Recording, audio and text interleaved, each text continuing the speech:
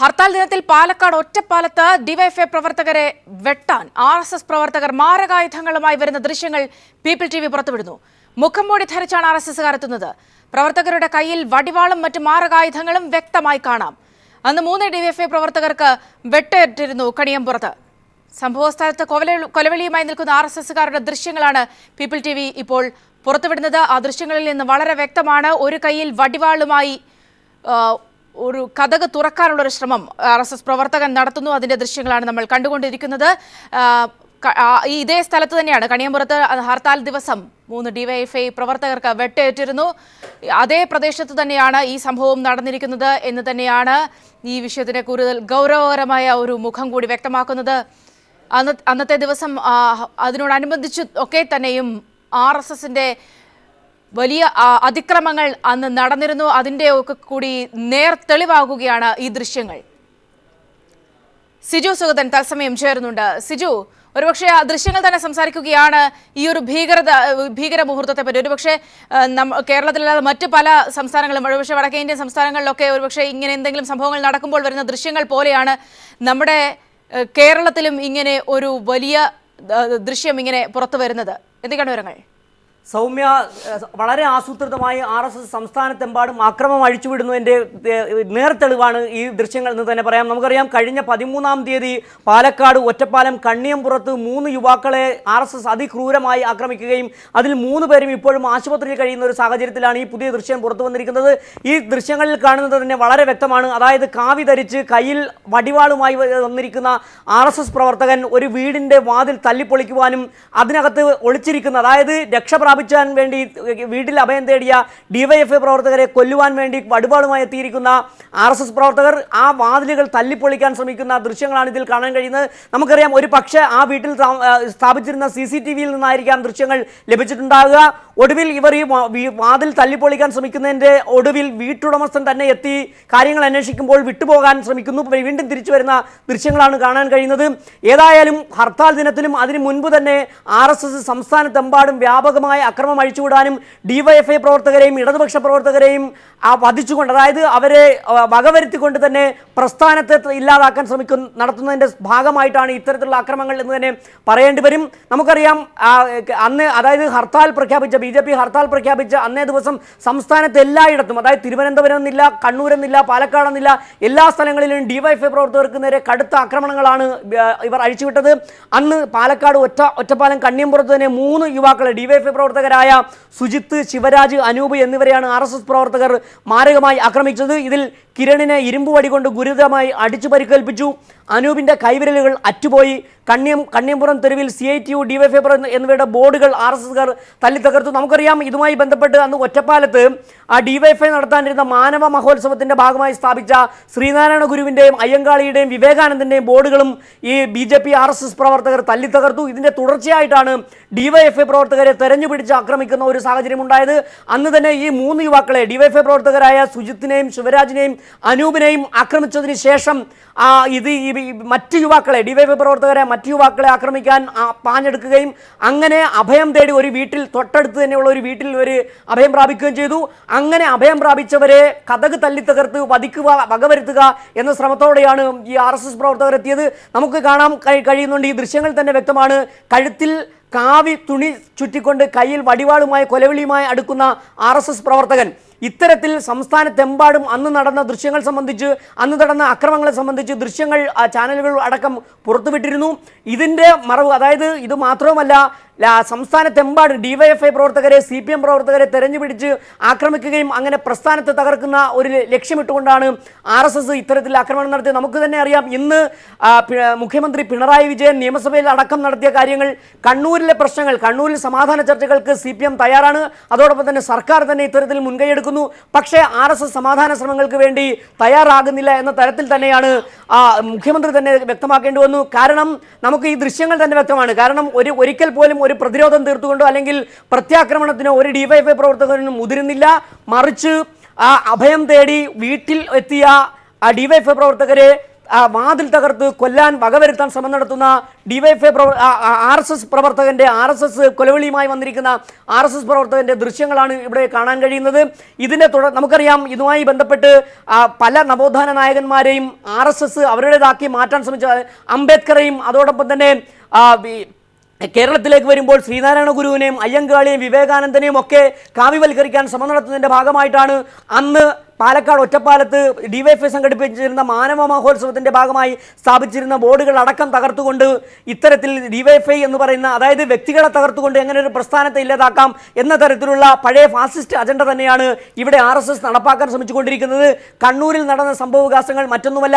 നമുക്കറിയാം, കുഴിച്ചാലിൽ മോഹനൻ എന്ന് പറയുന്ന CPM-ന്റെ ലോക്കൽ കമ്മിറ്റി അംഗമായിരുന്ന, CPM-ന്റെ നേതാവായിരുന്ന അദ്ദേഹത്തിന്റെ വീട്ടിൽ കയറി വെട്ടിക്കൊന്ന ഒരു സാഹചര്യം RSS കൊലവിളിയുമായി, അതായത് CPM അധികാരത്തിൽ ത്തിന് ശേഷം ഇടതുപക്ഷത്തെയും അതോടൊപ്പം തന്നെ സംസ്ഥാനത്താകെ സമാധാന അന്തരീക്ഷം തകർക്കുന്നതിനുള്ള ശ്രമമാണ് RSS-ഉം BJP-യും നടത്തിക്കൊണ്ടിരിക്കുന്നത്. ഒരുപക്ഷെ സിജു, ഇന്നിപ്പോൾ മുഖ്യമന്ത്രി സഭയിൽ പറഞ്ഞ കാര്യങ്ങൾ കൂടി ശ്രദ്ധേയമാണ്. അതായത് കണ്ണൂർ വിഷയവുമായി ബന്ധപ്പെട്ട് ഇന്നിപ്പോൾ ചർച്ച വന്നപ്പോൾ അദ്ദേഹം പറഞ്ഞത്, കണ്ണൂരിൽ ജനങ്ങൾ ഭീതിയിലല്ല, പുറത്തുനിന്നുള്ളവർ മനഃപൂർവ്വമായി ആക്രമണം നടത്താനായി പുറത്തുനിന്നുള്ള RSS പ്രവർത്തകരാണ് അവിടെ എത്തിയത് എന്നടക്കമുള്ള കാര്യങ്ങളായിരുന്നു. ഒരുപക്ഷെ കണ്ണൂരിലെ വിഷയത്തിൽ ഊന്നിയായിരുന്നു പിന്നീട് ഒരു ഹർത്താൽ നടത്തുന്നത്. ഹർത്താൽ ദിനത്തിൽ ഇങ്ങനെ ഒരു സംഭവം എന്ന് വരുമ്പോൾ അതിന് പിന്നിലെ ഉദ്ദേശം, ഹർത്താലിന്റെ പിന്നിലെ ഉദ്ദേശം പോലും ചോദ്യം ചെയ്യപ്പെടുകയല്ലേ? ഒരുപക്ഷെ മുഖ്യമന്ത്രി സഭയിൽ പറഞ്ഞ കാര്യങ്ങൾ ഒന്നുകൂടി ക്ലിയർ ആക്കപ്പെടുകയല്ലേ ഈ ദൃശ്യങ്ങൾ പുറത്തു വരുമ്പോൾ?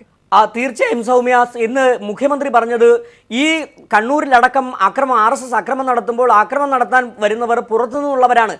ഇത് തന്നെ നമുക്കറിയാം, ഒറ്റപ്പാലം കണ്ണിയമ്പുറത്ത് ആക്രമണം നടത്തിയത് പട്ടാമ്പി, മരുതൂർ, കൊപ്പം തുടങ്ങിയ ഭാഗങ്ങളിൽ നിന്ന് വന്നവരാണ് ആക്രമണം നടത്തിയതെന്നാണ് അറിയാൻ കഴിയുന്നത്. മാത്രമല്ല, പട്ടാമ്പിയിൽ തന്നെയുള്ള ഒരു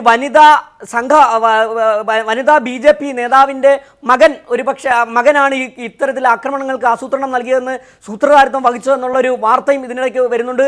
ഏതായാലും ഈ ഒറ്റപ്പാലത്തെ സംഭവത്തിന് ശേഷം പരിസരവാസികൾ തന്നെ പറഞ്ഞത്, ആ പ്രദേശത്ത് നിന്നും കണ്ടിട്ടില്ലാത്ത ആളുകളാണ് ഈ ഡിവൈഎഫ്ഐ പ്രവർത്തകരെ ആക്രമിക്കാൻ എത്തിയത്. ഈ ദൃശ്യങ്ങളിൽ കാണുന്ന പലരും അവിടെ തന്നെ ഉണ്ടായിരുന്നവരല്ല, ഒറ്റപ്പാലം കണ്ണിയമ്പുറം ഭാഗത്തുണ്ടായിരുന്നവരല്ല എന്നാണ് പ്രദേശവാസികൾ തന്നെ പറയുന്നത്. ഏതായാലും ഇന്ന് മുഖ്യമന്ത്രി അടക്കം നിയമസഭയിൽ പറഞ്ഞ കാര്യങ്ങൾ കൂടി പരിശോധിക്കുമ്പോൾ RSS സംഘടിതമായി ആക്രമണം നടത്തുന്നു. ഒരു പ്രദേശത്തുള്ളവരെ ആക്രമിക്കാൻ മറ്റു പ്രദേശങ്ങളിൽ നിന്ന് RSS പ്രവർത്തകർ എത്തിച്ചേരുന്നു. അങ്ങനെ വ്യാപകമായ തരത്തിലുള്ള ആക്രമണങ്ങൾ അഴിച്ചുവിടുന്നു. രക്ഷ തേടി വീടുകളിൽ പ്രാപിച്ച ഡിവൈഎഫ്ഐ പ്രവർത്തകരെ അടക്കം കതക് തല്ലിപ്പൊളിച്ച് അവരെ വകവരുത്താൻ നടത്തുന്ന ശ്രമങ്ങൾ, ഇതെല്ലാം കൂട്ടി വായിക്കുമ്പോൾ സംസ്ഥാനത്തൊട്ടാകെ RSS നടത്തുന്ന ആക്രമണങ്ങളും ആക്രമണത്തിന് പദ്ധതിയിടുന്നതും സമാധാന ശ്രമങ്ങൾക്ക് അവർ തയ്യാറാകുന്നില്ല എന്ന കാര്യം വളരെ വ്യക്തമാക്കുന്നതുമാണ്. ഏതായാലും നമുക്കറിയാം, അന്നേ ദിവസം 13-ാം തീയതി BJP ഹർത്താൽ പ്രഖ്യാപിച്ചതിൻ്റെ തൊട്ടടുത്തത് അന്നും അതിൻ്റെ തുടർന്നുള്ള ദിവസങ്ങളിലും ധാരാളം ഡിവൈഎഫ്ഐ പ്രവർത്തകർക്ക് നേരെയാണ് ആക്രമണങ്ങൾ അഴിച്ചുവിട്ടത്. അതിൻ്റെ തുടർച്ച ആ ദൃശ്യങ്ങൾ നമുക്കിപ്പോൾ ഈ ദൃശ്യങ്ങളിലൂടെ തന്നെ കാണാൻ കഴിയുന്നുണ്ട്. ഈ ഒറ്റപ്പാലത്തെ കണ്ണിയമ്പുറത്ത് ഈ വീട്ടിൽ ഒളിച്ച് അഭയം തേടിയ, അതായത് RSS പ്രവർത്തകർ കൊലവിളിയുമായി വന്ന ഒറ്റപ്പാലത്തെ ഡിവൈഎഫ്ഐ പ്രവർത്തകനായ നിതിൻ കൺചേരി നമ്മളൊപ്പം ടെലിഫോൺ ലൈൻ ചേരുന്നുണ്ട്. ശ്രീ നിതിൻ, ഇപ്പോൾ ഈ ദൃശ്യങ്ങൾ കൂടി പുറത്തു വന്നിരിക്കുകയാണ്. ഒരുപക്ഷെ അന്ന് ഒറ്റപ്പാലത്ത് സംഭവിച്ച 3 ഡിവൈഎഫ്ഐ പ്രവർത്തകർക്ക് ഗുരുതരമായ വെട്ടേറ്റ് ഇപ്പോഴും ആശുപത്രിയിൽ തുടരുന്ന ഒരു അവസ്ഥയാണുള്ളത്. അന്ന് സംഭവിച്ച കാര്യങ്ങളുടെ ഒരു നേർരേഖ കൂടി ആകുകയല്ലേ ഈ ദൃശ്യങ്ങൾ? നിതിൻ, ഒറ്റപ്പാലത്ത് ഹർത്താലിന്റെ മറവിൽ വളരെ ബോധപൂർവം ഗൂഢാലോചന നടത്തിയാണ് RSS-ന്റെ പ്രവർത്തകർ ആയുധങ്ങളുമായി വന്നത് എന്ന് ഇപ്പോൾ കൈരളി പുറത്തുവിട്ടുള്ള ദൃശ്യങ്ങളിൽ നിന്ന് വ്യക്തമാവുകയാണ്. മാത്രമല്ല, ഗൂഢാലോചന മുൻകൂട്ടി നടത്തി ആളുകളെ തിരഞ്ഞുപിടിച്ച് ആക്രമിക്കുകയും ഡിവൈഎഫ്ഐയുടെയും അതുപോലെ തന്നെ ഇടതുപക്ഷത്തിന്റെ ഭാഗമായി വെച്ചിരുന്ന വലിയ പ്രചരണ ബോർഡുകൾ, പ്രചരണ പ്രവർത്തനങ്ങളെല്ലാം ബോധപൂർവം തെരഞ്ഞുപിടിച്ച് നശിപ്പിക്കുന്ന പ്രവർത്തനവുമാണ് RSS നടത്തിയത്. 3 പേരെയാണ് വധിക്കുക എന്ന ഉദ്ദേശത്തോടു കൂടി ആയുധങ്ങളുമായി വന്ന ഹർത്താൽ ദിനത്തിൽ ഹർത്താലിന്റെ മറ പിടിച്ച് ഒരു അരാജക പ്രവണതകളുള്ള ഒരു മാഫിയ സംഘത്തിന്റെ പ്രവർത്തനം പോലെയായിരുന്നു RSS ഒറ്റപ്പാലം ടൗണിൽ അന്ന് അക്ഷരാർത്ഥത്തിൽ അഴിഞ്ഞാട്ടം നടത്തിയത്. ഇപ്പോൾ കൈരളി പുറത്തുവിട്ടിട്ടുള്ള ദൃശ്യങ്ങൾ കാണുന്ന ഏതൊരാൾക്കും വലിയ ഞെട്ടലോടുകൂടിയാണ് അത് കാണാൻ കഴിയുന്നത്. ഒരു രാഷ്ട്രീയ പ്രവർത്തനത്തിന്റെയോ അല്ലെങ്കിൽ മറ്റേതെങ്കിലും ഒരു സംഘടിത സംഘടനാ പ്രവർത്തനത്തിന്റെയോ ഒരു പ്രതിഷേധം എന്നുള്ള രൂപത്തിലല്ല, മറിച്ച് ബോധപൂർവം സമൂഹത്തിനകത്ത് കുഴപ്പങ്ങൾ ഉണ്ടാക്കുക എന്ന മാനസിക നിലയിൽ തരംതാന്ന പേരിലാണ് RSS-ന്റെ ക്രിമിനലുകൾ അന്ന് അഴിഞ്ഞാട്ടം നടത്തിയത് എന്ന് ഇപ്പോൾ നമുക്ക് വ്യക്തമാകുകയാണ്. ഒരുപക്ഷെ നിതിൻ ഇന്നിപ്പോൾ സഭയിലും നിയമസഭയിലും മുഖ്യമന്ത്രി പറഞ്ഞൊരു വിഷയം, ഒന്ന് സമാധാന ശ്രമങ്ങൾക്ക് BJPയും RSSും തയ്യാറാകുന്നില്ല, സഹകരിക്കുന്നില്ല എന്നൊരു വിഷയമാണ്. അതോടൊപ്പം തന്നെ ഇത്തരം പ്രദേശങ്ങളിൽ പ്രശ്നങ്ങൾ ഉണ്ടാക്കുന്നത് ആ പ്രദേശത്തുള്ളവരല്ല. പ്രത്യേകിച്ച് രമിത്ത് പോലും അന്ന് കൊല്ലപ്പെടുന്ന ദിവസം രമിത്ത് അവിടെ വരുന്നതല്ല, സാധാരണ ആ പ്രദേശത്ത് രമിത്ത് അങ്ങനെ വരാറുള്ളതല്ല. അന്ന് പ്രത്യേകിച്ച് അങ്ങനെ ഒരു ദുരൂഹ സാഹചര്യത്തിൽ അവിടെ എത്തിയത് പോലും സംശയത്തിന് ഇടവാക്കിയിരുന്നു എന്ന അത്തരത്തിലുള്ള റിപ്പോർട്ടുകൾ ഉണ്ടായിരുന്നു. ഒരുപക്ഷെ ഇത്തരത്തിൽ മനഃപൂർവ്വം ആ പ്രദേശത്ത് പ്രശ്നങ്ങൾ ഉണ്ടാക്കാനായി ആ പ്രദേശം മുഴുവൻ പ്രശ്നമുള്ളതാണ് എന്ന് സൃഷ്ടിക്കാനുള്ള ഒരു ശ്രമം അതൊക്കെയല്ലേ നടക്കുന്നത്? തീർച്ചയായും ഒറ്റപ്പാലത്ത് ഇപ്പോൾ ഉണ്ടായിട്ടുള്ള സംഗതികൾ എന്ന് മാറ്റെങ്കിൽ ഈ അക്രമ പ്രവർത്തനങ്ങൾ എന്ന് പറയുന്നത് വളരെ ബോധപൂർവം പുറത്തുനിന്ന് ഉൾപ്പെടെയുള്ള ആളുകളെ തിരഞ്ഞു പിടിച്ച് കൊണ്ടുവന്ന് അവർക്ക് ആയുധങ്ങൾ കൊടുത്ത് ഒരു ഒറ്റപ്പാലം സംഘർഷം ഉണ്ടാക്കുക എന്ന ലക്ഷ്യത്തോടു കൂടിയാണ് RSS പ്രവർത്തിച്ചത്. ഇതിൽ മാത്രമല്ല, ഇതിനു മുമ്പ് നേരത്തെ നമ്മൾ തന്നെ കൈരളി തന്നെ പുറത്തുവിട്ടിട്ടുള്ളതാണ്, ചില മാധ്യമ പ്രവർത്തകരെ വധിക്കുമെന്ന് ഭീഷണിപ്പെടുത്തിയതപ്പോ അത് ഒറ്റപ്പാലത്തുണ്ടായിരുന്നവരായിരുന്നില്ല, തിരുവനന്തപുരത്തെയും കരവനയിലെയും കാസർഗോഡ് നിന്നും വന്ന RSSന്റെ ആളുകളായിരുന്നു അന്ന് ആ അക്രമ പ്രവർത്തനങ്ങൾക്ക് നേതൃത്വം കൊടുത്തത്. ഇപ്പോഴും അത് തന്നെയാണ് ഉണ്ടായിട്ടുള്ളത്. ഒറ്റപ്പാലത്ത് ഈ നടത്തുന്ന അക്രമ പ്രവർത്തനങ്ങൾ, ഈ ദൃശ്യങ്ങളിൽ കാണുന്ന അക്രമ പ്രവർത്തനങ്ങൾ നടത്തിയിട്ടുള്ളതെല്ലാം RSS വാടക കൊടുത്തു കൊണ്ടുവന്ന ക്രിമിനലുകൾ എന്ന് സംശയിക്കാവുന്ന തരത്തിലുള്ള പ്രവർത്തനങ്ങളാണ് നടത്തിയിട്ടുള്ളത്. കയ്യിൽ അതിഭീകരമായ മാരകായുധങ്ങളുമായിട്ടായിരുന്നു ഇവരുടെ അന്നത്തെ. അവിടെയാണ് ഒരുപക്ഷെ നിതിൻ പല ഘട്ടങ്ങളിലും ഇത്തരത്തിലുള്ള റിപ്പോർട്ടുകൾ വന്നിട്ടുണ്ട്, ആയുധങ്ങൾ പിടിച്ചെടുത്തുവെന്ന തരത്തിലൊക്കെ തന്നെയും ഒക്കെ റിപ്പോർട്ടുകൾ വന്നിട്ടുണ്ട്. എങ്കിലും ഇത് വളരെ കൃത്യമായി ഒരു ഗുണ്ടയുടെ ശാരീരിക ഭാഷയോടുകൂടിയാണ് ഇയാൾ വന്ന് ഈ കതക് തുറക്കാൻ ശ്രമിക്കുന്നത്. ഒരു പക്ഷേ എന്തെങ്കിലും ഒരു ശ്രമത്തിൽ ആ കതക് തുറന്നിരുന്നുവെങ്കിൽ ഉറപ്പാണ് എന്താ സംഭവിക്കുക എന്ന്. അത്തരത്തിലൊരു ഗുണ്ടയുടെ ശരീരഭാഷയോട് കൂടിയാണ് പക്ഷെ താങ്കൾ ദൃശ്യങ്ങൾ കാണുന്നുണ്ടെങ്കിൽ താങ്കൾക്ക് മനസ്സിലാക്കാൻ സാധിക്കും. ഞാൻ അതാണ് പറഞ്ഞത്. RSS എന്ന് പറയുന്ന രാഷ്ട്രീയ പ്രവർത്തനത്തിന്റെയോ ഒരു ഹർത്താലിന്റെ സ്വാഭാവിക പ്രതിഷേധത്തിന്റെയോ രൂപത്തിലായിരുന്നില്ല.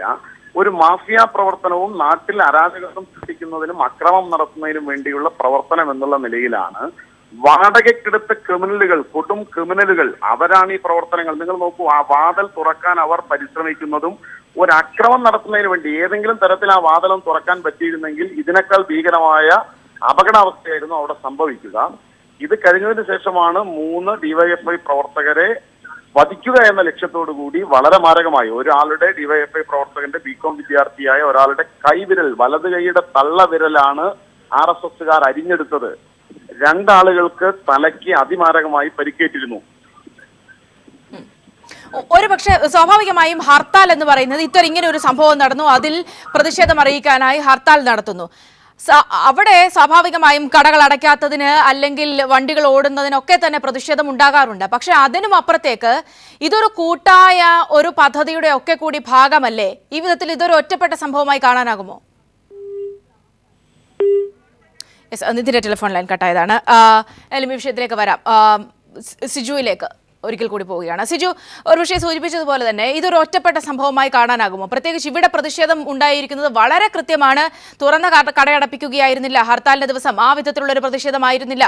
അതിനുമപ്പുറത്തേക്ക് മനഃപൂർവ്വം വടിവാളുമായി ഒരാളെ കൊലപ്പെടുത്തുക അല്ലെങ്കിൽ അപായപ്പെടുത്തുക എന്ന ലക്ഷ്യത്തോടു കൂടി തന്നെ ചെന്നെത്തിയ ആ തരത്തിലാണ് ദൃശ്യങ്ങൾ. സൗമ്യ, ഈ ഒറ്റപ്പാലത്തെ സംഭവത്തെ ഒരു ഒറ്റപ്പെട്ട സംഭവമായിട്ട് തന്നെ പറയാൻ കഴിയില്ല. നേരത്തെ സൂചിപ്പിച്ചതുപോലെ തന്നെ സംസ്ഥാനത്തെമ്പാടും ആക്രമണം അഴിച്ചുവിടാനുള്ള RSSന്റെയും BJPയുടെയും അജണ്ടയുടെ ഭാഗമായിട്ട് തന്നെയാണ് തീർച്ചയായും ഇത്തരത്തിലുള്ള ഒരു സംഭവവികാസങ്ങൾ ഒറ്റപ്പാലത്ത് അരങ്ങേറുന്നത്. നമുക്കറിയാം, ഒറ്റപ്പാലത്ത് മാനവ മഹോത്സവം സംഘടിപ്പിച്ച DYFI സംഘടിപ്പിക്കുന്ന മാനവ മഹോത്സവം, അതിൻ്റെ ഭാഗമായി സ്ഥാപിച്ചിരുന്ന ഫ്ലെക്സ് ബോർഡുകൾ അയ്യങ്കാളിയുടെയും അതോടൊപ്പം തന്നെ ശ്രീനാരായണ ഗുരുവിൻ്റെയും അതോടൊപ്പം വിവേകാനന്ദൻ്റെയും ഉൾപ്പെടെയുള്ള ഫ്ലെക്സ് ബോർഡുകൾ അടിച്ചു തകർക്കുന്നു. അതിന് തുടർച്ചയായി പ്രദേശത്തെ 3 DYFI പ്രവർത്തകരെ അതിക്രൂരമായി മർദ്ദിക്കുന്നു. ഒരാളുടെ വിരൽ വെട്ടിമാറ്റുന്നു, ഒരാളുടെ മറ്റു 2 പേരുടെ ഇരുമ്പ് പടി കൊണ്ട് ഗുരുതരമായി അടിച്ചു പരിക്കേൽപ്പിക്കുന്നു. ഇങ്ങനെ മറ്റൊരാളുടെ അനൂപ് എന്ന് പറയുന്ന DYFI പ്രവർത്തകന്റെ കൈവിരൽ. ശ്രീ വി രാജേഷ് നമ്മോടൊപ്പം ടെലിഫോൺ ലൈൻ ചേരുന്നുണ്ട്. ശ്രീ വി രാജേഷ്, ദൃശ്യങ്ങളാണ് ഇവിടെ തെളിവായി ഉള്ളത്. DYFI പ്രവർത്തകൻ അയാളെ ആക്രമിക്കാൻ ശ്രമിക്കുന്നു, അയാൾ തന്റെ വീടിനുള്ളിൽ രക്ഷപ്രാപിക്കുന്നു, കതക് അടച്ചിരുന്നുകൊണ്ട് മാത്രം, ഗ്രില്ലിന് ഉള്ള കതകാണ്, താങ്കൾ ദൃശ്യങ്ങൾ കാണുന്നുണ്ടോ എന്ന് എനിക്കറിയില്ല. കതക് അടച്ചിരിക്കുന്നത് കാരണം ആ കതക് തുറക്കാനുള്ള ശ്രമം നടത്തുന്നുണ്ട്, കയ്യിൽ വടിവാൾ അടക്കമുള്ള മാരകായുധങ്ങളുമുണ്ട്. അത്രയും കാര്യങ്ങൾ ആ ദൃശ്യങ്ങളിൽ വ്യക്തമാണ്. ശ്രീ രാജേഷ്, ദൃശ്യങ്ങൾ കണ്ടാൽ മാത്രമേ അത് പറയാൻ സാധിക്കുകയുള്ളൂ. ഈ ദൃശ്യങ്ങൾ ആരാണ് സൗമ്യ റെക്കോർഡ് ചെയ്തത്? ഇത് CCTV ക്യാമറ ദൃശ്യങ്ങളായി തന്നെയാണ് മനസ്സിലാക്കാൻ സാധിക്കുന്നത്. അത് ആ വീട്ടിൽ തന്നെ സ്ഥാപിച്ചിട്ടുള്ള ക്യാമറയിൽ നിന്നുള്ള ദൃശ്യങ്ങളാണ്. അതെ, ഇതിൽ RSS പ്രവർത്തകരാണ് ഈ ചെയ്യുന്നത് എന്നുള്ളത് എന്താ അതിന്റെ തെളിവ്? ഏത് മാനദണ്ഡം വെച്ചിട്ടാണ് കൈരളി ചാനൽ RSS പ്രവർത്തകരാണ് ഇങ്ങനെ ചെയ്യുന്നത്? കാവി ധരിച്ചാണ് ഇവർ ആക്രമിക്കുന്നത്. അന്ന് ഈ വീട് എന്ന് പറയുന്ന ഡിവൈഎഫ്ഐ പ്രവർത്തകന്റേതാണ്. അവരടക്കം അത് ഐഡന്റിഫൈ ചെയ്തിട്ടുമുണ്ട്. അതാണ്, കാവി ധരിച്ചുകൊണ്ട് അവർ ചെയ്യുന്നത് കൊണ്ടാണ് നിങ്ങൾ RSS പ്രവർത്തകരാണ് എന്ന് വിലയിരുത്തിയത് ആണല്ലോ. സമാനമായ കുറച്ച് ഒരുപക്ഷെ അധികം കിലോമീറ്ററുകൾ ഉണ്ടാവില്ല, തൊട്ടടുത്ത് തന്നെയാണ് ഡിവൈഎഫ്ഐ പ്രവർത്തകരെ അന്ന് 3 ഡിവൈഎഫ്ഐ പ്രവർത്തകരെ RSSകാർ ആക്രമിക്കുന്ന സംഭവം ഉണ്ടായത്. അതിന് തൊട്ടടുത്താണ്. പോലീസിനും ശ്രീ വി രാജേഷ് ഒരു കാര്യം കൂടി അഡീഷണൽ ആഡ് ചെയ്യുകയാണ്. പോലീസിനും കൃത്യമായി സൂചനകൾ ലഭിച്ചിട്ടുണ്ട് 3 RSS പ്രവർത്തകരാണ് എന്ന്. ശ്രീ രാജേഷ്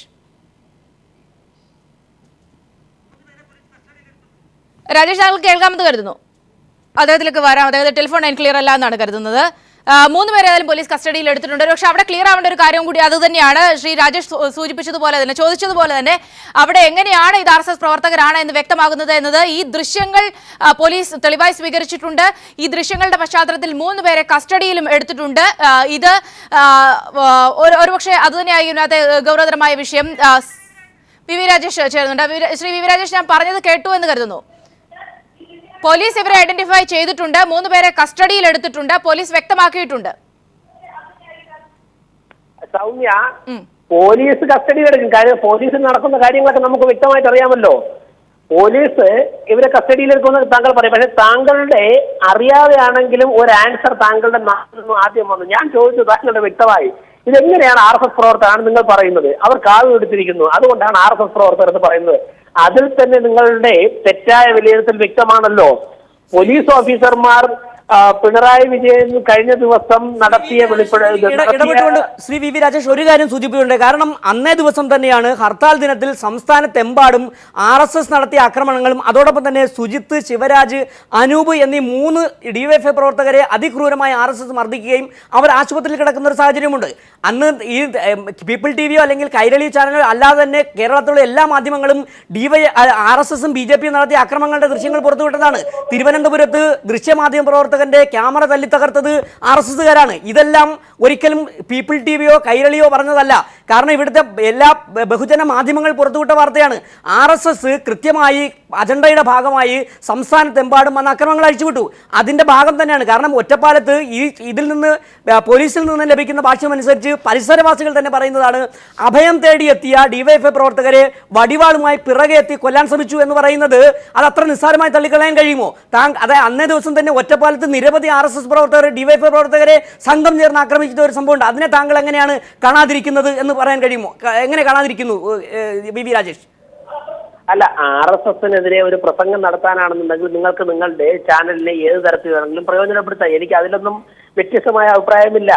താങ്കൾ ഇങ്ങനെ RSSകാർ അവിടെ ചെയ്തു ഇവിടെ ചെയ്തു എന്നൊക്കെ പറഞ്ഞു കഴിഞ്ഞാൽ നിങ്ങളുടെ മാധ്യമത്തിലൂടെ നിങ്ങൾക്ക് എന്തും പറയാനുള്ള സ്വാതന്ത്ര്യമുണ്ട്. പക്ഷേ ഒരു കാര്യം മനസ്സിലാക്കേണ്ടത്, ഏഷ്യാനെറ്റിന്റെ സീനിയർ റിപ്പോർട്ടറായിട്ടുള്ള ഷാജഹാനെ തല്ലിച്ചതച്ചത് കോഴിക്കോട് വെച്ചാരാ? RSSകാരനാണോ? കണ്ണൂർ വെച്ച് ചെയ്തതാരാ? പി ജയരാജനല്ലേ? പി ജയരാജൻ RSS നേതാവല്ലല്ലോ. നിങ്ങളുടെ ഷൊർണൂർ MLA ശശി, അദ്ദേഹം എന്താ പോലീസ് ഓഫീസറോട് പറഞ്ഞത്? ഞങ്ങൾ നോക്കിക്കോളാം കാര്യങ്ങളെന്ന് പറഞ്ഞുകൊണ്ട് ഭീഷണിപ്പെടുത്തിയത്.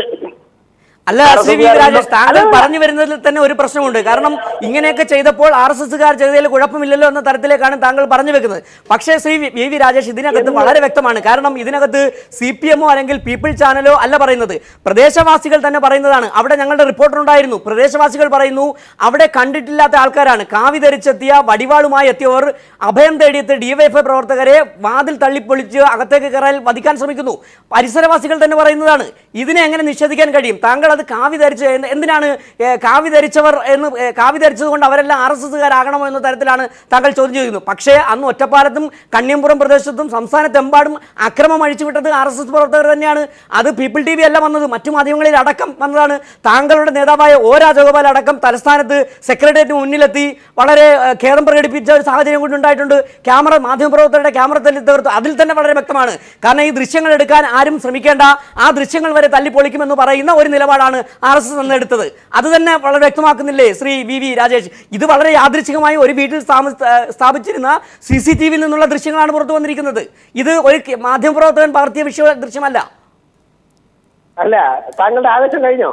ഇത് വളരെ രസകരമായ കാര്യമാണ്. ഉച്ചയ്ക്ക് ഒരു മീറ്റിംഗിൽ നിന്ന് എന്റെ ഫോണിൽ ഇങ്ങോട്ട് വിളിച്ച് ചില ചോദ്യങ്ങൾ ചോദിച്ചിട്ട് ഞാൻ അങ്ങോട്ട് ഉത്തരം ഞാൻ പറഞ്ഞോട്ടെ, താങ്കൾ പറഞ്ഞോളൂ. ഞാൻ അങ്ങോട്ട് ഉത്തരം പറയുമ്പോഴേക്കും അതിൽ CPM-നെതിരെയുള്ള ഉത്തരം വരുമ്പോഴേക്കും താങ്കൾ ഇടയ്ക്ക് കയറി വീഴുക, എന്നിട്ട് 1.5 മണിക്കൂർ താങ്കൾ പ്രസംഗിക്കുക, അതിനുശേഷം വീണ്ടും എങ്ങനെയാണ് ന്യായീകരിക്കാൻ കഴിയുമെന്ന് ചോദിക്കുക. താങ്കൾ പറഞ്ഞോളൂ. അല്ല, താങ്കളുടെ ആവേശം കഴിഞ്ഞെങ്കിൽ മാത്രം ഞാൻ സംസാരിക്കാം. ആവേശമല്ല ശ്രീ VV രാജേഷ്, ചില സത്യങ്ങൾ പറഞ്ഞു മാത്രം. രോഷം താങ്കളുടെ അധാർമികതയ്ക്കെതിരെയുള്ള താങ്കളുടെ രോഷം അണപൊട്ടി ഒഴുകുന്നത് ഞാൻ ആസ്വദിക്കുകയായിരുന്നു. അത് കഴിഞ്ഞെങ്കിൽ ഞാൻ പറയാം. സ്വാഭാവികമായും ശ്രീ VV രാജേഷ്, സ്വാഭാവികമായും ചാനൽ നൽകിയ ഒരു വാർത്തക്കെതിരെ താങ്കൾ സംസാരിക്കുമ്പോൾ നമുക്ക് അങ്ങനെ സംസാരിച്ചേ പറ്റൂ. കാരണം സൗമ്യ നിങ്ങൾ നൽകിയ വാർത്തയ്ക്ക് അനുകൂലമായിട്ട് സംസാരിക്കുക എന്നുള്ളതല്ല എന്റെ ജോലി. അല്ല അങ്ങനെയല്ല. പക്ഷേ ഇവിടെ അന്ന് സംസ്ഥാനത്തുടനീളം നടന്നത് എന്താണ്? അന്ന് സംസ്ഥാനത്തുടനീളം നടന്ന സംഭവങ്ങൾ അത് RSSനെയും BJPയെയും നേർക്ക് വിരൽ ചൂണ്ടുന്നതാണ്. അതിനൊരു ഉദാഹരണമായി ഈ ദൃശ്യങ്ങൾ എടുത്തു പറഞ്ഞാൽ, അത് പോലീസ് ഒരു തെളിവായി സ്വീകരിച്ചാൽ, അവരെ കസ്റ്റഡിയിലെടുത്താൽ, പോലീസ് ചില കാര്യങ്ങൾ ഇത്തരത്തിൽ പറഞ്ഞാൽ, നാട്ടുകാരടക്കം ഈ വിഷയങ്ങൾ പുറത്തു പറഞ്ഞാൽ അതിനെ എങ്ങനെ തള്ളിക്കളയാനാകും? അല്ല, അദ്ദേഹം കഴിഞ്ഞപ്പോഴേക്കും സൗമ്യയായി. അതായത് ഞാൻ നിങ്ങൾക്ക് രണ്ടുപേർക്കും മറുപടി പറയാം. ഒന്ന് സ്വസ്ഥമായിട്ട് എനിക്ക് സംസാരിക്കാൻ സമയം തരണം. ഇപ്പോൾ അവിടെ കണ്ട ദൃശ്യങ്ങളിൽ പെട്ട അക്രമികളെയാണ് പോലീസ് കസ്റ്റഡിയിൽ എടുത്തതെങ്കിൽ ഈ ദൃശ്യങ്ങളൊക്കെ കോടതിയിൽ ഹാജരാക്കി കഴിഞ്ഞാൽ കോടതി വിലയിരുത്തിയതിനു ശേഷം തെറ്റുകാരാണെങ്കിൽ ശിക്ഷിക്കും. അത് RSSകാരാണെങ്കിലും BJPക്കാരാണെങ്കിലും ആരായാലും ശിക്ഷിക്കപ്പെടണം എന്നുള്ളത് തന്നെയാണ്. ഇത് യഥാർത്ഥ ദൃശ്യങ്ങളാണെങ്കിൽ അവർ ശിക്ഷിക്കപ്പെടണം എന്നുള്ളത് തന്നെയാണ് എന്റെ പാർട്ടിയുടെയും ആവശ്യം, നിലപാട്. ഇവിടെ പീപ്പിൾ ചാനൽ കാവി ഉടുത്ത ഒരു വിഷ്വൽ കാണിച്ചുകൊണ്ട് RSSകാർ എന്തൊക്കെയോ ഭീകരത അഴിച്ചുവിട്ടിരിക്കുന്നു എന്ന് പറയുന്നിടത്താണ് എനിക്ക് വ്യത്യസ്ത ദയവായി തുടരുക ശ്രീ VV രാജേഷ്. ശ്രീ NN കൃഷ്ണദാസും കൂടി ചേരുന്നുണ്ട് ടെലിഫോൺ ലൈനിൽ. അദ്ദേഹത്തിന്റെ ഒരു പ്രതികരണത്തിലേക്ക് പോയ ശേഷം താങ്കളിലേക്ക് എത്താം, വളരെ വേഗം എത്താം. ശ്രീ NN കൃഷ്ണദാസ്, ഇവിടെ ശ്രീ VV രാജേഷ് ചോദിക്കുന്നത് അതാണ്, കാവി ധരിച്ചു എന്ന് കരുതി അത് RSSകാരാണോ എന്നാണ്. പക്ഷേ അന്ന് സംസ്ഥാനത്തുടനീളം നടന്ന സംഭവങ്ങളുമായി ബന്ധപ്പെടുത്തി വേണ്ടേ ഈ ദൃശ്യങ്ങളെ കൂടി വിലയിരുത്താൻ? കാവി ധരിക്കുന്നവർ മുഴുവൻ BJPക്കാരും RSSകാരൊന്നുമില്ല. കേരളത്തിൽ മാത്രമല്ല, നമ്മുടെ നാട്ടിൽ ഒരുപാട് ആളുകൾ കാവി ധരിക്കുന്നത്. കാവി ധരിച്ചു എന്നുള്ളത് കൊണ്ട് ഒരാളെ BJP ആണ് RSS ആണ് എന്നൊന്നും നമ്മുടെ നാട്ടിൽ വിലയിരുത്താൻ പറ്റില്ല. പക്ഷെ ഈ വിഷ്വൽസ് നിങ്ങൾ കാണിച്ചത് ഒറ്റപ്പാലത്ത് ഹർത്താലിന്റെ ദിവസം നടത്തിയ ആസൂത്രിതമായിട്ടുള്ള ആക്രമണത്തിന് ഇറക്കി വിട്ട ക്രിമിനലുകളുടെ ദൃശ്യങ്ങളാണ്. അത് വേറൊരു വിഷയം. കാവി ധരിച്ചോ ഇല്ലയോ എന്നുള്ളതല്ല പ്രശ്നം. കാവി ധരിക്കില്ല, നല്ല ജീൻസാ ധരിച്ചെന്ന് വിചാരിച്ചാലോ RSS അക്രമം തന്നെയാണ്. അപ്പൊ കാവി അല്ല പ്രശ്നം. RSSകാർ ഇത് ആദ്യമായിട്ട് വെച്ചത്. RSS ക്രിമിനലാണ്. RSSകാർ മുഴുവൻ ഈ കേരളത്തിൽ അവർ ഈ അക്രമം നടത്തുക, ആളെ കൊല്ലുക, അനായാസമായിട്ട് ആളുകളുടെ അംഗവിച്ഛേദം നടത്താൻ എങ്ങനെ പറ്റും, എത്ര നിഷ്പ്രയാസം ആളുകളെ എങ്ങനെ കൊല്ലാൻ പറ്റും, ഇങ്ങനെയൊക്കെ പ്രത്യേകമായിട്ട് സ്കൂൾ നടത്തി പരിശീലനം കൊടുക്കുന്ന ഒരു ഭീകര സംഘടനയാണ് ഈ RSS. അപ്പൊ RSSനെ ആരും ന്യായീകരിക്കുന്നില്ല. അവരങ്ങനെയൊക്കെ തന്നെയാണ് ചെയ്യുന്നത്. കുറച്ച് മാസങ്ങൾക്ക് മുമ്പ് RSSന്റെ ചില പ്രതികളെ ഒറ്റപ്പാലം കോടതിയിൽ ഹാജരാക്കാൻ കൊണ്ടുവന്നപ്പോൾ മോട്ടോർ ബൈക്കിൽ ഒരു RSSന്റെ പ്രചാരകോ എന്തൊക്കെയോ അവരുടെ ശിക്ഷക്ക് എങ്ങനെയൊക്കെയുള്ള ചില നാമങ്ങളിലൊക്കെയാണല്ലോ അവരറിയപ്പെടുന്നത്. സാധാരണ പോലെയല്ലല്ലോ. ഇപ്പൊ ശിക്ഷക്കോ പ്രമുഖോ പ്രചാരകോ അങ്ങനെയൊക്കെയുള്ള നീചമായിട്ടുള്ള ചില പേരുകളിൽ അറിയപ്പെടുന്ന ചില അന്നത്തെ പത്രക്കാരെയും അവിടെയുള്ള ആളുകളെയും അഭിഭാഷകരെയും ഒക്കെ ഭീഷണിപ്പെടുത്തുന്നതിന്റെ ദൃശ്യങ്ങൾ പുറത്തു വന്നിരുന്നു. അദ്ദേഹം തിരുവനന്തപുരംകാരനായിട്ടുള്ള എന്താ എനിക്കറിയില്ല, പ്രമുഖ പ്രചാരക ശിക്ഷക്ക് ഇങ്ങനെയൊക്കെ മനുഷ്യർക്ക് മനസ്സിലാവാത്ത ചില ഭാഷകളിലൊക്കെയാണ് ഇവരുടെ പേരുകൾ പറയാറുള്ളത്. അപ്പൊ അതിന്റെ തുടർച്ചയായിട്ടാണ് ഇന്നലെയല്ല ഈ ഹർത്താൽ ദിവസവും നടത്തിയത്. അതിന്റെ ഞാൻ തിരികെ എത്താം, ദയവായി തുടരുക. ശ്രീ VV രാജേഷ്, അതുകൊണ്ട് തന്നെയാണ് ആവർത്തിച്ച് ശ്രീ കൃഷ്ണദാസിനെ പോലെയുള്ളവർ പറയുന്നത്, സ്വാഭാവികമായും ഇങ്ങനെ ഒരു ദൃശ്യങ്ങൾ പുറത്തു വരുമ്പോൾ, അത് പോലീസ് ഭാഷയും കൂടി പുറത്തു വരുമ്പോൾ അത് വിശ്വസിക്കേണ്ടി വരുന്നതും. ശ്രീ രാജേഷ്,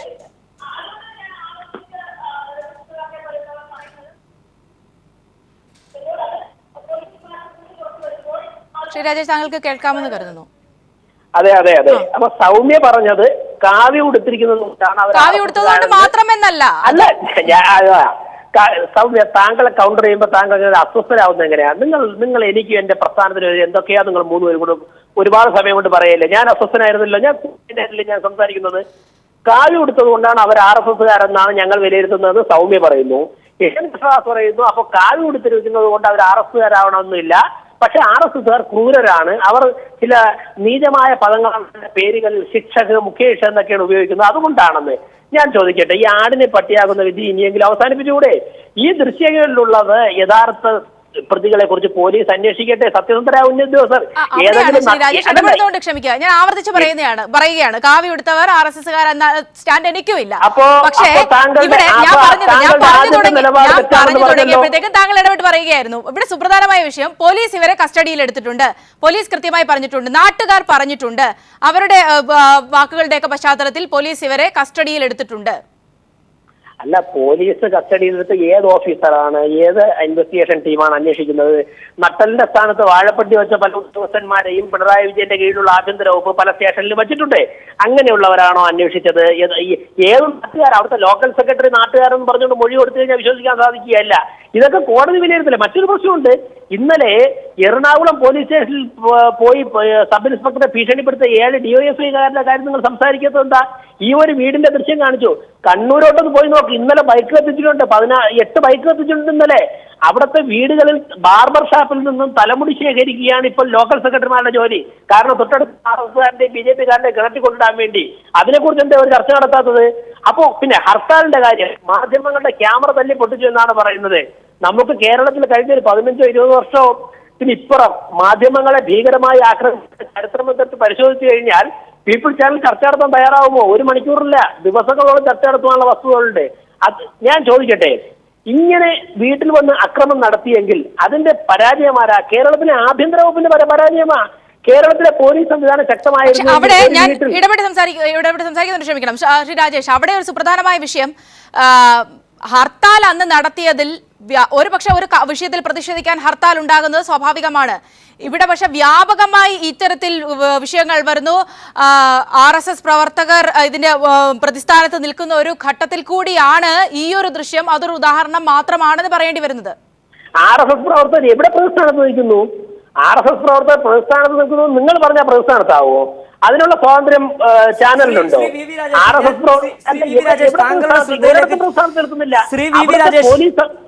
താങ്കളുടെ ശ്രദ്ധയിലേക്ക് ചില വാർത്തകൾ ഞാൻ കൊണ്ടുവരികയാണ്. കാരണം അതായത് 13-ാം തീയതി സംസ്ഥാനത്തിന്റെ പല ഭാഗങ്ങളിലും BJP പ്രവർത്തകർ നടത്തിയ RSSകാർ നടത്തിയ അക്രമത്തിന്റെ വാർത്തകളാണ്.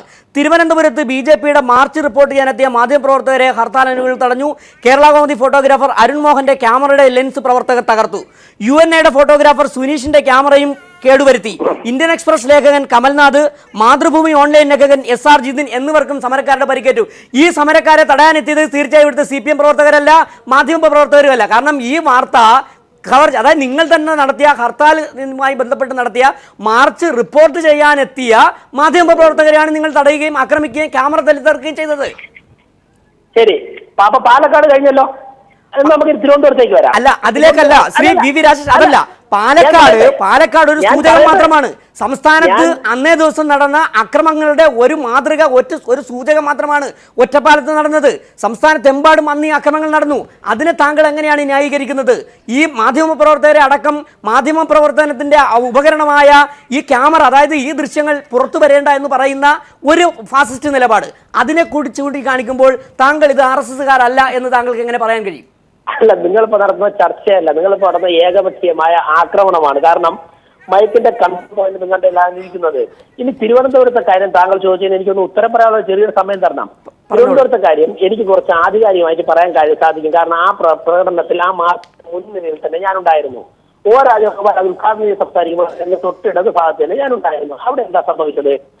മാർച്ച് വളരെ ശക്തമായിട്ട് ഒരു കൊലപാതകത്തിൽ പ്രതിഷേധിച്ച് നടന്ന മാർച്ചാണ്. പ്രവർത്തകർ വളരെ വൈകാരികമായിട്ടാണ് പ്രവർത്തകർ സെക്രട്ടേറിയറ്റിൽ വന്നത്. അവിടെ വന്ന സമയത്ത് ചില പോലീസ് ഉദ്യോഗസ്ഥന്മാർ, ഞങ്ങൾ മനസ്സിലാക്കുന്നത് CPMന്റെ പ്ലാൻഡ് ആയിട്ടുള്ള ഒരു അവർ പ്ലാൻ ചെയ്ത ഓഫീസേഴ്സ് ആയിരിക്കാം, അവർ പ്രവർത്തകരെ ആക്രമിക്കാൻ ശ്രമിക്കുന്നു. അനാവശ്യമായി രാജഗോപാൽ ഉൾപ്പെടെയുള്ളവരുടെ സാന്നിധ്യത്തിൽ വെച്ച് പ്രവർത്തകരെ മർദ്ദിക്കാൻ പോലീസ് തുനിഞ്ഞപ്പോഴേക്കും അവിടെ ചെറിയൊരു സംഘർഷാവസ്ഥ ഉടലെടുത്തു. അത് റിപ്പോർട്ട് ചെയ്യാൻ വന്ന ചില മാധ്യമ പ്രവർത്തകർക്ക് ഉന്തലും തള്ളിലും മറ്റും പരിക്കേൽക്കുകയും അവരുടെ ക്യാമറയ്ക്ക് 2-3 പേരുടെ ക്യാമറയ്ക്ക് പരിക്കേൽക്കുകയും ഡാമേജ് ഉണ്ടാവുകയും ചെയ്തു. ആ പരിപാടി കഴിഞ്ഞ ഉടൻ തന്നെ ഞങ്ങൾ നേതൃത്വത്തിലുള്ളവരുടെ ശ്രദ്ധയിൽപ്പെട്ട സമയത്ത് ആ പത്രപ്രവർത്തകരുമായി ഞങ്ങൾ സംസാരിച്ചു, അവരുടെ നേതാക്കന്മാരുമായിട്ട് സംസാരിച്ചു. ആ ക്യാമറകൾ എന്താണ് അതിന്റെ പരിഹാരം എന്നുള്ള നിലയ്ക്ക് ഞങ്ങൾ കൈകാര്യം ചെയ്യാൻ പറഞ്ഞു. അതിന്റെ പ്രോസസ് തുടരുകയാണ്. ഇതാണ് വസ്തുത എന്നിരിക്കെ ആസൂത്രിതമായി ഇങ്ങനെയൊക്കെ ആക്രമിച്ചു എന്ന് പറയാൻ കേരള കൗമുദി, അതോടൊപ്പം തന്നെ UNA, അതോടൊപ്പം തന്നെ മാതൃഭൂമി പോലുള്ള മാധ്യമങ്ങളെ BJP പ്രവർത്തകർ ആക്രമിച്ചു എന്ന് പറഞ്ഞാൽ ആ സ്ഥലത്തുണ്ടായിരുന്ന എനിക്ക് ഒരിക്കലും സമ്മതിച്ചു തരാൻ സാധിക്കില്ല. ശ്രീ രാജേഷ്, ഞാൻ തിരികെ എത്താം. ശ്രീ കൃഷ്ണദാസ്, അന്ന് തലസ്ഥാനത്ത് അടക്കമുണ്ടായ കാര്യങ്ങളെ അങ്ങനെയാണോ കാണാൻ സാധിക്കുക? ഈ RSS ഇങ്ങനെയാണ്, അതായത് അവര് ക്രിമിനലുകളാണ്. അവര് അങ്ങനെയുള്ളവർ മാത്രമേ RSSലേക്ക് റിക്രൂട്ട് ചെയ്യൂ. അതായത് ഒരു കോൾഡ് ബ്ലഡഡ് ആയിട്ടുള്ള ആളുകളെ മാത്രം സെലക്ട് ചെയ്തിട്ടുണ്ടാക്കുന്ന ഒരു സംഘടനയാണ് ഈ RSS. അവർ പല അക്രമങ്ങൾ നടത്തും. ഇപ്പോ ഈ മീഡിയ വളരെ പ്രധാനപ്പെട്ട ഒരു മേഖലയായതുകൊണ്ട് ക്യാമറയൊക്കെ അവർ തകർക്കും. അങ്ങനെ ക്യാമറ തകർത്തു കഴിഞ്ഞാൽ അതിന്റെ ആളുകളെ വിളിച്ചിട്ട് അവർക്കിപ്പോ കോർപ്പറേറ്റുകളിൽ നിന്ന് കോടിക്കണക്കിന് രൂപ ശേഖരിക്കുന്ന ഒരു സംഘടനയാണല്ലോ RSS. അപ്പൊ അവർക്ക് ഏറ്റവും മോഡേൺ ആയിട്ടുള്ള ഈ പാവ മീഡിയ വ്യക്തികളുടെ കയ്യിൽ ഒരു പഴയ ക്യാമറയാണെങ്കിൽ അതിവർ തല്ലിപ്പൊളിച്ചിട്ട് അതൊരു പ്രശ്നമാക്കണ്ട എന്നുള്ള നിലയ്ക്ക് അവർക്ക് ഒരു മോഡേൺ ക്യാമറ വാങ്ങിക്കൊടുക്കുക. അതിനൊക്കെ കഴിവുറക്കിയുണ്ട്. അപ്പൊ അങ്ങനെ അവരെയൊക്കെ സോപ്പിട്ട് ഒരു ക്യാമറ തല്ലിപ്പൊളിച്ചാൽ നമുക്ക് നേരെ 2 ക്യാമറ എന്ന് പറഞ്ഞ് വാങ്ങിക്കൊടുക്കാനൊക്കെ ശേഷി അവർക്കുണ്ട്. അതുകൊണ്ട് ഇവരുടെ അക്രമ സ്വഭാവം ഇല്ലാതെയാവുന്നല്ലോ. ഇവർ സ്വതവേ കോൾഡ് ബ്ലഡഡ് ആയിട്ടുള്ള ക്രിമിനലുകളെ മാത്രം റിക്രൂട്ട് ചെയ്യുന്ന ഒരു RSS എന്ന് പറയുന്നത് ഒരു ക്രിമിനൽ സംഘമാണ്. അതായത് ഒരു രാഷ്ട്രീയമോ സൈദ്ധാന്തികമോ അങ്ങനത്തെ ഒന്നുമില്ല. വെറും അക്രമികളുടെ ഒരു പ്രസ്ഥാനം, ഒരു പ്രാകൃത സംസ്കാരത്തിലേക്ക് സമൂഹത്തെ എത്തിക്കാൻ വേണ്ടി പ്രവർത്തിക്കുന്ന തനി ക്രിമിനലിസം മാത്രം പരിശീലിപ്പിക്കുന്ന ഒരു ക്രിമിനൽ സംഘം. അവരോട് വേറെ സൈദ്ധാന്തികമായിട്ടുള്ള കാര്യങ്ങളൊക്കെ ചോദിച്ച് സമയം കളഞ്ഞിട്ട് എന്താ കാര്യം? വളരെ നന്ദി ശ്രീ N. കൃഷ്ണദാസ് ഞങ്ങളോട് പ്രതികരിച്ചതിന്. ശ്രീ മുഹമ്മദ് റിയാസ് കൂടി നമ്മോടൊപ്പം ചേരുന്നുണ്ട്. ശ്രീ മുഹമ്മദ് റിയാസ്, ഇതിപ്പോൾ ഈ ദൃശ്യങ്ങൾ താങ്കൾ കാണുന്നോ എന്നെനിക്ക് വ്യക്തമല്ല. പക്ഷേ ഈ ദൃശ്യങ്ങളിൽ കാണുന്ന കാര്യങ്ങൾ ഇങ്ങനെയാണ്. അതായത് അന്ന് നാട്ടുകാർ പറഞ്ഞിരുന്നു കൃത്യമായി തന്നെ ഈ വിധത്തിൽ അവിടെ കണ്ടിട്ടില്ലാത്ത ചില RSS പ്രവർത്തകർ വടിവാൾ അടക്കമുള്ള മാരകായുധങ്ങളുമായി വലിയ ഭീതിതമായ സിറ്റുവേഷൻസ് ഉണ്ടാക്കുന്നു, DYFI പ്രവർത്തകന്റെ വീട്ടിലേക്ക് തള്ളിക്കയറാനുള്ള ശ്രമം നടത്തുന്നു എന്ന് നാട്ടുകാർ പറഞ്ഞിരുന്നു. ഇന്നിപ്പോൾ ആ CCTV ദൃശ്യങ്ങൾ കൂടിയാണ് പുറത്തു വന്നിരിക്കുന്നത്. ശ്രീ മുഹമ്മദ് റിയാസ്, വളരെ ബോധപൂർവം കേരളത്തിൽ കുഴപ്പങ്ങൾ സൃഷ്ടിച്ചുകൊണ്ടിരിക്കുകയാണ്. RSSന്റെ ചരിത്രം അറിയുന്നവർക്ക് RSSൽ നിന്നും ഇതൊക്കെ തന്നെ പ്രതീക്ഷിക്കേണ്ടതുള്ളൂ. പക്ഷെ കേരളത്തിൽ വളരെ ബോധപൂർവം RSS കുഴപ്പമുണ്ടാക്കുന്നതിന്റെ പിന്നിൽ RSSന്റെ കേരളത്തിലെ മാത്രം നേതൃത്വം അറസ്റ്റുള്ള ഒരു പദ്ധതിയായി കാണാൻ വേണ്ടി സാധിക്കില്ല.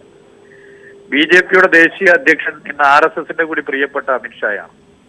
നേരത്തെ ഗുജറാത്തിലൂടെ വംശീയ ഹത്യയിലൂടെ പ്രസിദ്ധനായ അമിത്ഷാ കേരളത്തിൽ കണ്ണുവെച്ച് BJPയെ വളർത്താൻ, സാമുദായിക വർഗീയ ധ്രുവീകരണങ്ങൾ സൃഷ്ടിക്കാൻ ഒക്കെ തന്നെയുള്ള പദ്ധതികൾ ആവിഷ്കരിച്ചത് നേരത്തെ വാർത്തയായിരുന്നു. കേരളത്തിൽ ഗുജറാത്തും ഹരിയാനയും മുസഫർ നഗറും ഒന്നും അവർ ഉണ്ടാകാതിരിക്കാനുള്ളതിന്റെ പ്രധാന കാരണം യുവത്വത്തിനിടയിൽ ശക്തമായ വേരോട്ടമുള്ള DYFI പ്രസ്ഥാനത്തിന്റെ സാന്നിധ്യമാണ്. ആ DYFI പ്രസ്ഥാനത്തിന്റെ പ്രവർത്തകരെയും DYFI പ്രസ്ഥാനത്തിന്റെ ഓഫീസുകളെയും കണ്ണൂർ ജില്ലയിൽ ഉൾപ്പെടെ കേരളത്തിലാകെ, പാലക്കാട് ജില്ലയിലും കേരളത്തിലാകെയും RSS ആക്രമണം നടത്തി കുഴപ്പങ്ങൾ സൃഷ്ടിക്കുകയാണ്. ഇതിന്റെ ഒരു ഭാഗം കൂടി തന്നെയാണ് ഒറ്റപ്പാലത്തെ ഈ സംഭവത്തെ കാണാൻ വേണ്ടി സാധിക്കുക. നേരത്തെ പാലക്കാട് ജില്ലയിലെ ശ്രീകൃഷ്ണപുരത്ത് ഒരു കോടതിയിൽ പരസ്യമായി ഇതുപോലെ RSSന്റെ ചില വളണ്ടിയർമാരുടെ നേതൃത്വത്തിൽ ആക്രമണം നടത്തി. കണ്ണൂർ ജില്ലയിൽ വ്യാപകമായി നടത്തുന്നു. തിരുവനന്തപുരത്ത് നേരത്തെ ഒരു ഹർത്താലിന്റെ ഭാഗമായി വ്യാപകമായ കുഴപ്പങ്ങൾ ഉണ്ടാക്കി. MG കോളേജ് കേന്ദ്രീകരിച്ചുകൊണ്ട് കലാലയത്തിൽ കേരളം ഇന്നുവരെ കാണാത്ത അക്രമങ്ങൾക്ക് നേതൃത്വം കൊടുത്തു. ഇങ്ങനെയുള്ള RSSന്റെ അക്രമവാസന കേരളത്തിൽ കൂടുതൽ പ്രകടമാക്കുക എന്നുള്ളതിന്റെ ഭാഗമായി വളരെ പ്ലാൻഡ് ആയിട്ടുള്ള പ്രവർത്തനമാണ് കേരളത്തിൽ നടത്തിക്കൊണ്ടിരിക്കുന്നത്. ഇതിലൂടെ കേരളത്തിലാകെ കുഴപ്പമാണ്. കേരളത്തിലെ സർക്കാർ, ഇടതുപക്ഷ സർക്കാർ വന്നതിന് ശേഷം കേരളത്തിന്റെ ക്രമസമാധാന പരിപാലനം തകർച്ചയിലാണ്. അവിടെയാണ് ശ്രീ മുഹമ്മദ് റിയാസ് അല്പം മുമ്പ് നമ്മോട് സംസാരിച്ച ശ്രീ VV രാജേഷൻ സൂചിപ്പിച്ചത്. അതാണ് ഒന്ന് അദ്ദേഹം പറഞ്ഞു ഇത് RSS പ്രവർത്തകരാണെന്നതിനാൽ എന്താണ് തെളിവെന്നൊക്കെ അദ്ദേഹം ചോദിക്കുകയുണ്ടായി. അതോടൊപ്പം തന്നെ സൂചിപ്പിച്ചൊരു വിഷയം ഇതാണ്, ഇങ്ങനെ ഒരു സംസ്ഥാനത്ത് വ്യാപകമായ ആക്രമണങ്ങൾ നടക്കുന്നെങ്കിൽ അതിന്റെ ഉത്തരവാദിത്വം സർക്കാരിനല്ലേ, മുഖ്യമന്ത്രിക്കല്ലേ എന്നൊക്കെ ചോദിക്കുന്നുണ്ടായിരുന്നു. ഒരുപക്ഷെ ഇതൊരു മുഖ്യമന്ത്രി ആരോപിക്കുന്നത് പോലെ, ഇന്ന് സഭയിലടക്കം അദ്ദേഹം പറഞ്ഞതുപോലെ വ്യാപകമായി ഇത്തരത്തിൽ പ്രശ്നങ്ങൾ, ക്രമസമാധാന പ്രശ്നങ്ങൾ ഉണ്ടാക്കാനുള്ള ഒരു ശ്രമം നടക്കുന്നു എന്നതിന്റെ ഒക്കെ ഒരു തെളിവ് കൂടിയല്ലേ ഇത്? ഇത് ഒരു മുഖ്യമന്ത്രിക്കോ ഒരു സർക്കാരിനോ ഇത്തരം പ്രവൃത്തി അമർച്ച ചെയ്യുന്നതിന് ഒരു പരിധിയുണ്ട്. കാരണം തീരുമാനിച്ചിറങ്ങിയിരിക്കുകയാണ്. കേന്ദ്ര മന്ത്രിസഭയിലെ ഉത്തരവാദിത്തപ്പെട്ട മന്ത്രിമാർ പരസ്യമായി ഇത്തരം പ്രവർത്തനങ്ങൾക്ക് അനുകൂലമായ പ്രസ്താവനകൾ ഇറക്കുന്നു. കേന്ദ്ര മന്ത്രിസഭയിലുള്ളവർ മാത്രമല്ല, BJPയുടെ ദേശീയ നേതാക്കന്മാർ പരസ്യ പ്രസ്താവന നടത്തുന്നു. കണ്ണൂർ ജില്ലയിൽ CPIMന്റെ ഒരു പ്രവർത്തകൻ, ഒരു പെറ്റി കേസിൽ പ്രതി പോലുമാവാത്ത മോഹൻ എന്ന് പറയുന്ന CPIMന്റെ ലോക്കൽ കമ്മിറ്റി മെമ്പറെ പട്ടാപകൽ വെട്ടി കൊലപ്പെടുത്തിയ ഉടനെയാണ് ഡൽഹിയിലെ CPIMന്റെ കേന്ദ്ര കമ്മിറ്റി ഓഫീസിലേക്ക് BJP മാർച്ച് സംഘടിപ്പിക്കുന്നത്. ഒരു ഭാഗത്ത് ആളുകളെ കൊലപ്പെടുത്തുന്നു, ഇപ്പുറത്ത് സമാധാനം വേണമെന്ന് പറഞ്ഞ് CPIMന്റെ ഓഫീസിലേക്ക് മാർച്ച് സംഘടിപ്പിക്കുന്നു. അപ്പൊ ഇതൊക്കെ പ്ലാൻഡ് ആണോ? ഇത് കൃത്യമായൊരു പദ്ധതിയുടെ ഭാഗമായിട്ടാണോ? കേന്ദ്രമന്ത്രിമാരും BJPയുടെ ദേശീയ നേതാക്കന്മാരും ദയവ് ചെയ്ത് കേരളത്തിൽ കലാപമുണ്ടാക്കാനുള്ള ശ്രമത്തിൽ നിന്നും പിന്തിരിയണം. കേരളത്തിലെ സർക്കാരിനെ ആർട്ടിക്കിൾ 356 പ്രകാരം പിരിച്ചുവിടുക എന്നുള്ള പൂതി നിങ്ങളുടെ മനസ്സിലേ ഇരിക്കൂ. അതൊന്നും കേരളത്തിലെ ജനമോ കേരളീയ മതനിരപേക്ഷ മനസ്സോ അംഗീകരിക്കുന്നതല്ല. ബോധപൂർവം കുഴപ്പമുണ്ടാക്കാനുള്ള ശ്രമം, അതിലൂടെ കേരളത്തിൽ കുഴപ്പമാണെന്ന് വരുത്തി തീർക്കാനുള്ള ശ്രമം നടത്തുന്ന RSS ഇന്ത്യയിലെ വർഗീയ കലാപങ്ങളിൽ ഒരു ഭാഗത്ത് ശക്തമായി നിലകൊണ്ടുവന്ന് നൂറുകണക്കിന് ജുഡീഷ്യൽ കമ്മീഷന്റെ റിപ്പോർട്ടുകൾ പുറത്തു വന്നതാണ്.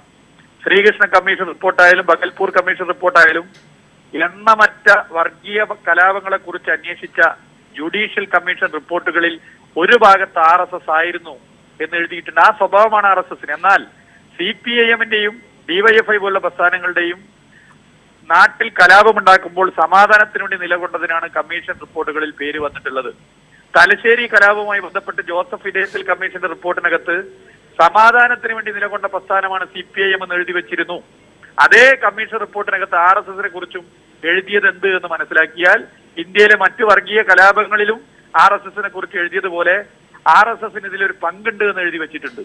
ഇങ്ങനെയുള്ള RSS കേരളത്തിൽ മത സാമുദായിക ധ്രുവീകരണം സൃഷ്ടിക്കാൻ ശ്രമിക്കുമ്പോൾ പേരിന് മതനിരപേക്ഷത പറയുന്ന കോൺഗ്രസിന്റെ സംസ്ഥാനത്തെ നേതാക്കന്മാർ BJPയുടെ സംസ്ഥാന നേതാക്കന്മാരെക്കാൾ RSSനെ ന്യായീകരിക്കുന്ന പ്രസ്താവനകൾ ഇറക്കി അവരെ സംരക്ഷിക്കുകയാണ്. രണ്ടുപേരും കണക്കാണ്, രണ്ടുപേരും അക്രമകാരികളാണ്, ഇവർ രണ്ടുപേരുമാണ് കുഴപ്പമുണ്ടാക്കുന്നതെന്നൊക്കെ പറഞ്ഞ് എന്താണ് RSS എന്നുള്ളതിൽ നിന്നും അജണ്ടയെ വഴിമാറ്റാൻ RSSന് വേണ്ടി പാദസേവ ചെയ്യുന്നവരായി കേരളത്തിലെ കോൺഗ്രസിന്റെ നേതാക്കന്മാരിൽ ചിലർ മാറിയിരിക്കുകയാണ്. ഇത് UDFിലെ ഘടക കക്ഷികളിൽ തന്നെ അഭിപ്രായ വ്യത്യാസം സൃഷ്ടിച്ചിട്ടുണ്ട്. RSSനെതിരെ കേരളത്തിലെ ജനങ്ങളെ ആകെ കോർത്തിണക്കിക്കൊണ്ട് യോജിച്ച ഒരു പ്ലാറ്റ്ഫോം സൃഷ്ടിക്കേണ്ടത് അനിവാര്യമാണ്. ഈ അക്രമം ഒരു തരത്തിലും പ്രോത്സാഹിപ്പിക്കാൻ വേണ്ടി സാധിക്കില്ല. ഞാൻ തിരികെ എത്താം.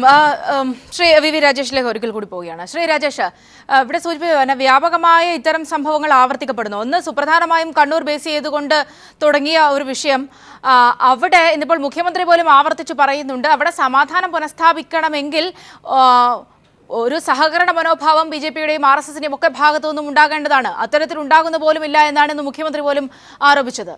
ശ്രീ രാജേഷ്.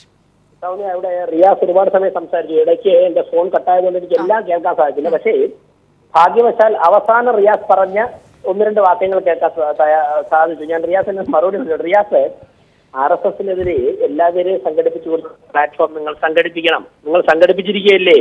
ദേശീയ തലത്തിൽ സോണിയാഗാന്ധിയും രാഹുൽ ഗാന്ധിയെയും കൺവീനറാക്കിയിട്ട് കേരളത്തിലുള്ള CPM MPമാരെല്ലാവരും ദേശീയ തലത്തിൽ കോൺഗ്രസുമായി ചേർന്ന് ഞങ്ങൾക്ക് അതേ പ്ലാറ്റ്ഫോം സംഘടിപ്പിച്ചു. കേരളത്തിൽ NDF, PDP, SDP അങ്ങനെയുള്ള ദേശദ്രോഹ ശക്തികളുമായൊക്കെ നിങ്ങൾ ചേർന്നുകൊണ്ട് പ്ലാറ്റ്ഫോം സംഘടിപ്പിച്ചു. കനകമലയിൽ നിന്നും ഇപ്പോൾ ISIS തീവ്രവാദത്തിൽ ഏർപ്പെട്ട ചെറുപ്പക്കാരെ പിടിച്ചത് നിങ്ങളുടെ പാർട്ടി ഗ്രാമത്തിൽ നിന്നാണ് റിയാസെ. അവർ RSSന്റെയും BJPയുടെയും നേതാക്കന്മാരെ അവർ ഉന്നം വെച്ചപ്പോൾ അപ്പോൾ കേരളത്തിൽ രാജ്യദ്രോഹ ശക്തികളെ കൂട്ടുപിടിച്ചുകൊണ്ട് നിങ്ങൾ RSSനും BJPക്കും എതിരെ നിങ്ങൾ പ്ലാറ്റ്ഫോം രൂപീകരിച്ചു. അങ്ങനെ എവിടെയെല്ലാം ആരെയൊക്കെ കിട്ടുമോ അവരെയൊക്കെ സംഘടിപ്പിച്ചുകൊണ്ട് നിങ്ങൾ പ്ലാറ്റ്ഫോം രൂപീകരിച്ചോളൂ. ഞങ്ങൾക്ക് യാതൊരു പ്രശ്നവുമില്ല.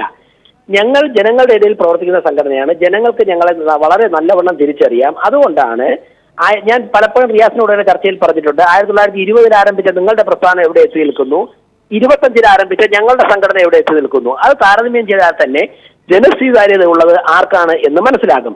അതുകൊണ്ട് RSSനെയും BJPയെയും കുറിച്ച് ഇത്തരത്തിൽ ശക്തമായ എതിർപ്പും ഒക്കെ നിങ്ങൾക്ക് പ്രകടിപ്പിക്കാനുള്ള സ്വാതന്ത്ര്യമുണ്ട്. പക്ഷേ ജനങ്ങളുടെ മുൻപാകെ അതൊന്നും യേശുകയില്ല.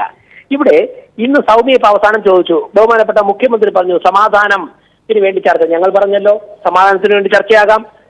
ഈ രാഷ്ട്രീയ സ്വയംസേവക സംഘത്തിന്റെ സർസംഘചാലക് തന്നെ കേരളത്തിൽ വന്ന് പറഞ്ഞല്ലോ സമാധാനപരമായ ചർച്ച ഉണ്ടാകണം. ഞങ്ങളുടെ സംഘടനയുടെ ഭാഗത്തുനിന്ന് ഏതു തരത്തിലുള്ള നിലപാടുകളും സമാധാനപരമായ നിലപാടുകൾ സ്വീകരിക്കാൻ ഞങ്ങൾ തയ്യാറാണ് എന്ന് പറഞ്ഞപ്പോൾ മറുഭാഗത്ത് കോടിയേരി ബാലകൃഷ്ണൻ എന്താ പറഞ്ഞത്? പാടത്ത് പണി പരമ്പത്ത് കൂലി. അതിന്റെ ഫലമായി എന്തുണ്ടായി? കോടിയേരി ബാലകൃഷ്ണന്റെ ആഹ്വാനവും പിണറായി വിജയന്റെ സംരക്ഷണവും കൂടി ആയപ്പോഴേക്കും കണ്ണൂരിലെ അമ്മമാരുടെയും കുട്ടികളുടെയും കണ്ണിൽ നിന്നും കണ്ണീരൊഴിയാത്ത ദിനങ്ങൾ വന്നു. 4 മാസം കൊണ്ട് കേരളത്തെ കൊലക്കളമാക്കി മാറ്റിയ സർക്കാരാണ് പിണറായി വിജയൻ നേതൃത്വത്തിലുള്ള സർക്കാർ. 1960കളിൽ പാർട്ടിയുടെ ലോക്കൽ സെക്രട്ടറി ആയിരുന്ന നിലവാരത്തിൽ നിന്നും മുഖ്യമന്ത്രിയുടെ നിലവാരത്താകാൻ വേണ്ടി ഇന്നുവരെ സാധിക്കാത്തൊരു മുഖ്യമന്ത്രിയാണ് ശ്രീ പിണറായി വിജയൻ. അദ്ദേഹത്തിന്റെ പരാജയം മറച്ചുവെക്കുവാൻ വേണ്ടി, പാർട്ടിക്കുള്ളിലുള്ള പ്രശ്നങ്ങളുടെ പരാജയം മറച്ചുവെക്കുവാൻ വേണ്ടി BJPയെയും RSSനെയും പഴി പറഞ്ഞുകൊണ്ട് ചില മാധ്യമങ്ങളെയും കൂട്ടുപിടിച്ചുകൊണ്ട് ഈ നടത്തുന്ന കള്ളക്കളിയും കള്ളപ്രചരണങ്ങളും അവസാനിപ്പിക്കണം. നിങ്ങൾ സമാധാനപരമായിട്ട് ഭരിക്കുവാൻ വേണ്ടി തയ്യാറാകണം റിയാസെ. അതാണ് എനിക്ക് റിയാസിനോട് ഈ അവസരത്തിൽ പറയാനുള്ളത്. ആശയപരമായ പോരാട്ടത്തിൽ നമ്മൾ എന്തിനും തയ്യാറ് തന്നെയാണ്. ഞാൻ തിരികെ എത്താം രാജേഷ്. ശ്രീ മുഹമ്മദ് റിയാസിന്റെ പ്രതികരണത്തിലേക്ക് തന്നെയാണ് ഞാൻ പോകുന്നത്.